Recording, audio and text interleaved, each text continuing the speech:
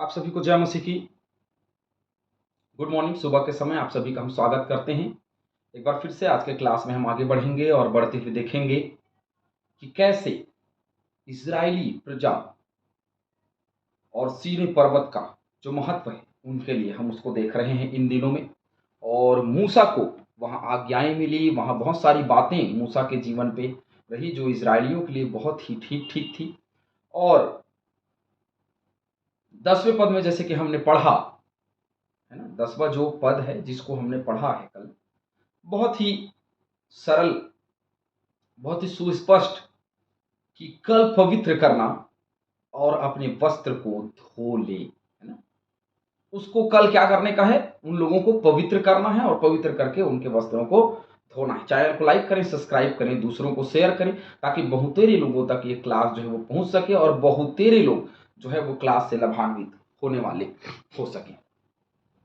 चलिए 11वें वचन से आज हम देखना आरंभ करेंगे। और वे तीसरे दिन तक तैयार हो जाएं।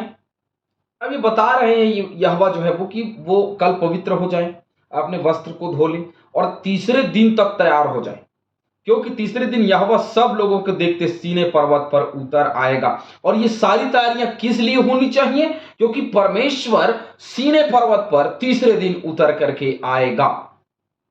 तीसरे दिन का महत्व एक बार फिर से मैं आपको बता दूं, बाइबल में बहुत ही बहुमूल्य है, क्योंकि तीसरे दिन प्रभु यीशु मसीह जी उठे और उसका जी उठना हम सब के लिए एक बहुत ही आशीष का कारण रहा और हम सब के लिए एक ऐसा कारण रहा, एक ऐसा विशेष कारण रहा जिसे परमेश्वर हम सबको आशीष प्रदान करता है। बिल्कुल स्पष्ट है कि वह तीसरे दिन सीनै पर्वत पर उतरेगा।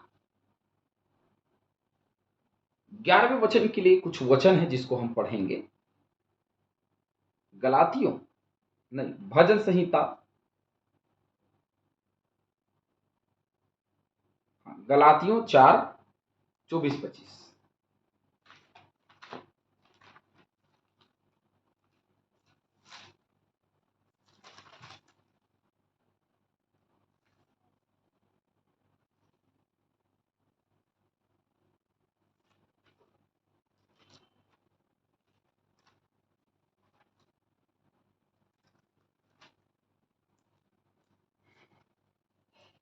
इन बातों में दृष्टांत है, ये स्त्रियां मानो दो वाचाएं हैं, एक तो सीनै पहाड़ की जिससे दास ही उत्पन्न होते हैं और वह हाजिरा है, और हाजिरा मानो अरब का सीना पहाड़ है, और आधुनिक यरूशलेम उसके तुल्य है, क्योंकि वह अपने बालकों समेत दासत्व में है, पर ऊपर ही की यरूशलेम स्वतंत्र है और वह हमारी माता है।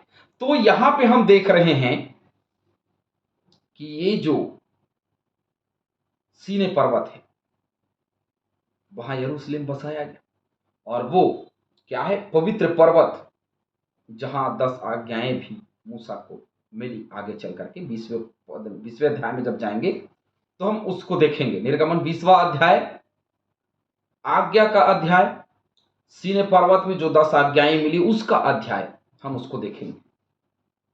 12वां वचन, और तू लोगों के लिए चारों ओर बाड़ा बांध देना और उनसे कहना, तुम सचेत रहो कि पर्वत पर ना चढ़ो। एक सीमा तैयार करना, एक बाड़ा बांधना कि उससे बाहर ना जाएं, उसके अंदर ना आए।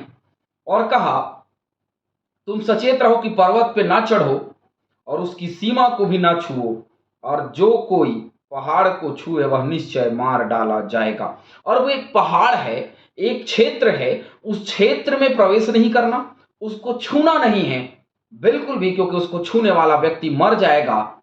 इतना तेज उस पर्वत पर, इतनी सामर्थ्य उस पर्वत पर, क्योंकि परमेश्वर उस पर्वत पर उतरने वाला है।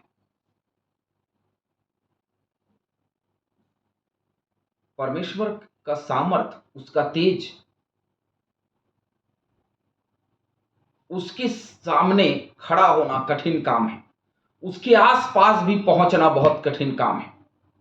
मनुष्य सोचता है कि वो परमेश्वर के तुल्य हो गया और वो पाप पे पाप करता रहेगा, उसका उद्धार हो जाएगा। नहीं, यह संभव तो बिल्कुल नहीं है। यह संभव सा लगता है, लेकिन बहुतेरे लोग इस असंभव काम को संभव बनाने का प्रयास करते हैं लेकिन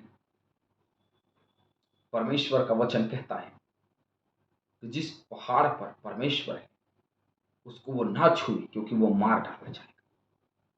परमेश्वर हर एक कलीसिया में, हर एक आराधनालय में उपस्थित होता है, और ऐसे लोग जो पाप करके वहां जाते हैं और साथ ही साथ उसके पवित्र मेज में हाथ भी डालते हैं, मुझे इस बात की बिल्कुल भी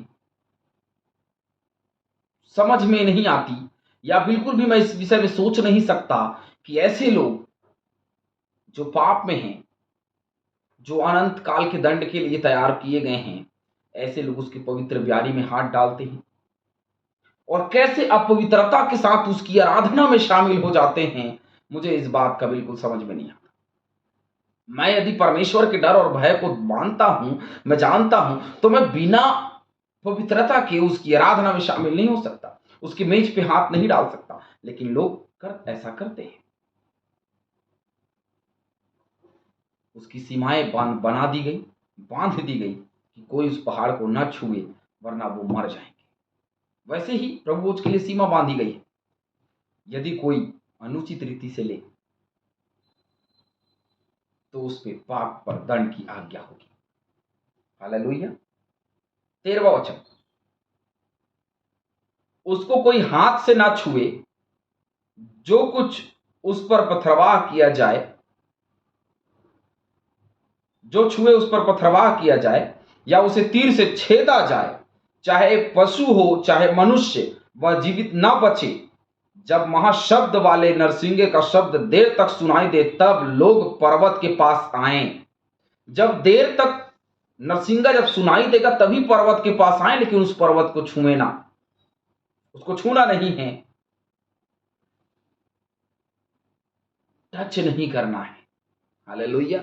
इब्रानियों 12 अध्याय निकालिए मेरे साथ।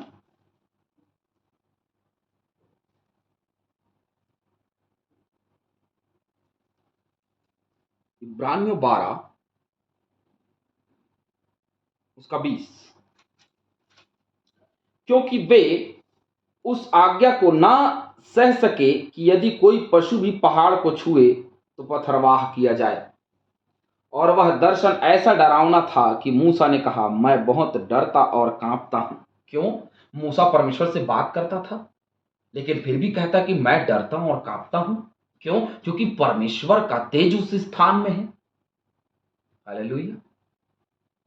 कितनी भयावह दशा वो है कि कोई छू नहीं सकता। कितने सामर्थ की वह दशा है कि कोई उसके करीब नहीं आ सकता। आना तब है जब नरसिंगा का शब्द सुनाई दे, उससे पहले नहीं आ सकता।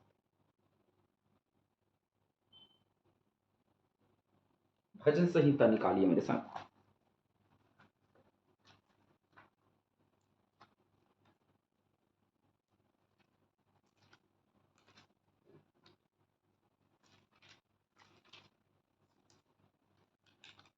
भजन संहिता 81 का 3। नए चांद के दिन और पूर्णमासी को हमारे पर्व के दिन नरसिंगा फूंको, क्योंकि यह इस्राएल के लिए विधि और याकूब के परमेश्वर का ठहराया हुआ नियम है। तो ये परमेश्वर का ठहराया हुआ नियम तब आना है जब नरसिंगा फूंका जाए, उसे पहले नहीं आना। और पर्वत को तो बिल्कुल भी नहीं छूना। एक बार फिर तब मूसा ने पर्वत पर से उतरकर लोगों के पास आकर उनको पवित्र कराया, जैसे उसने कहा था, और उन्होंने अपने वस्त्र धो लिए, जैसे उसने कहा। इब्रानियों 10 का 22।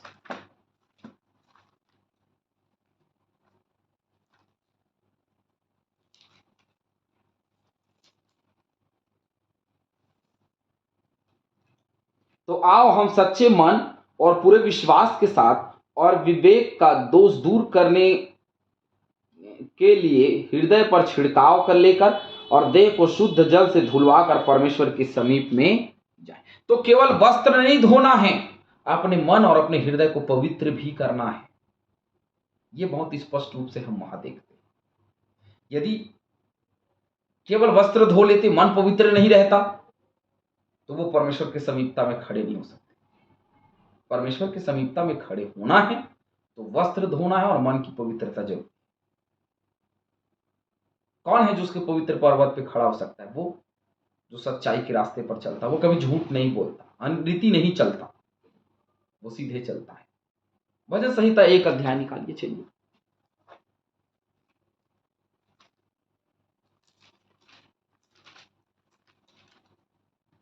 क्या है धन्य है पुरुष जो दुष्टों की युक्ति पर नहीं चलता और ना पापियों के मार्ग में खड़ा होता है और ना ठट्ठा करने वाले की मंडली में बैठता है, परंतु वह तो यहोवा की व्यवस्था पर प्रसन्न रहता और उसकी व्यवस्था पर रात दिन ध्यान करता रहता है। वह उस वृक्ष के समान है जो बहती नालियों के किनारे लगाया गया है और वह अपनी ऋतु में फलता और जिसके पत्ते कभी मुरझाते नहीं, इसीलिए जो कुछ वह पुरुष करे वह सफल होता है।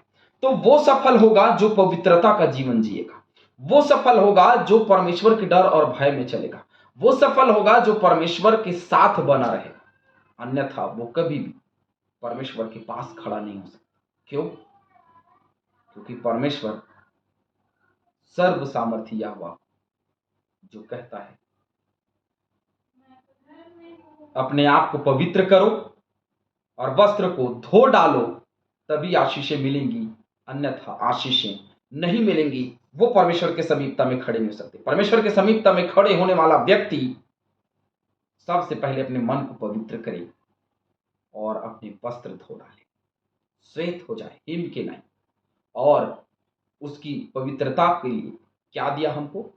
प्रभु यीशु मसीह का लहू, प्रभु यीशु मसीह का वो धार्मिकता जो जिंदगी में रहा, परमेश्वर के डर और भय में चला। आज समय है कि हम अपने वस्त्र धो डालें, अपने हृदयों को साफ करें और परमेश्वर के डर और भय में चलें और प्रभु यीशु मसीह की पवित्रता को और प्रभु यीशु मसीह के उस श्वेत वस्त्र को अपने जीवन में धारण करें। आज हमारे जीवन को बदलने की आवश्यकता है, अपने वस्त्रों को धोने का समय। प्रभु हम सभी को मुक्तता से आशीष दे। आमीन।